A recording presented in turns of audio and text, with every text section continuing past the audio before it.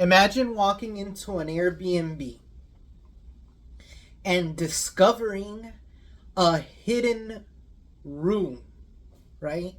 And inside of that hidden room, you find that one of the walls has an opening to a hidden hallway, and that hallway has a door to a hidden stairwell going even deeper. Okay? And it's dark.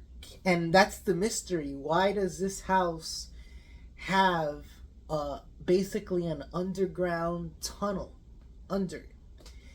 And yeah, there is a person living in the tunnel. And I don't want to give any spoilers, but there are people living in that tunnel. But this tunnel expands across the neighborhood, under all the houses. Okay? And the movie, I would say the first 30 minutes of the movie maybe are a little slow, or maybe the first 20 minutes of the movie are a little slow. I would say the first 20 minutes are a little slow. But once the story gets going, like there's a scene with them making the bed, and in that scene I fast forwarded a little bit, but not much, and they discover that hidden room. And when they discover that hidden room, that's when the movie, it does not stop. You're going to be at the edge of your seat. But that's why you would want to watch the movie. I'm not a fan of slasher movies. Not a fan of slasher movies. So, like, I haven't seen a lot of slasher movies because I'm just not a fan of those. But this movie actually had a scary plot and great writing. And you know who's not on the cover is Justin Long. And Justin Long is one of the stars of the movie. And they didn't put him on the cover, but it's what they find underneath the tunnels. You're going to be at the edge of your seat. The origin story of why that house had an entrance to that tunnel. So, really good movie, really creative writing.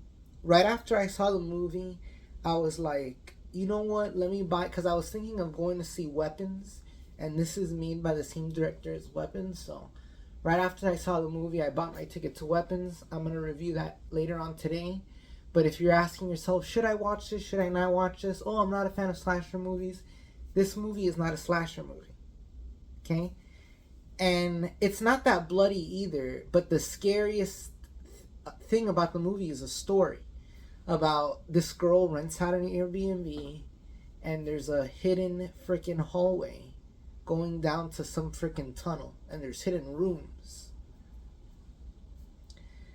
It's suspenseful. Definitely suspenseful. Definitely a thriller. Alright? I loved that whole thing. I'm going to tell you.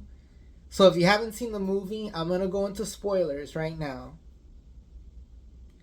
But they encounter basically a Baba Yaga. Think of like a Baba Yaga, one of these really old women with like the saggy tits and stuff. But she was a victim who had been kidnapped by this serial killer.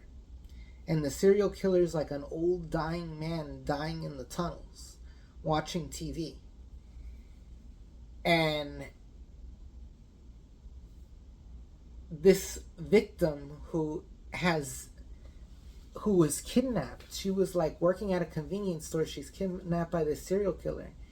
And she's gone completely crazy in these tunnels. And had like these failed babies of the serial killer. So think of like The Hills Have Eyes, kind of. And she has like a whole dungeon thing down there with traps, you know. But like her main thing is that whoever she traps, she treats as her children. And she makes them drink her milk and suck on her teeth. And it's freakish.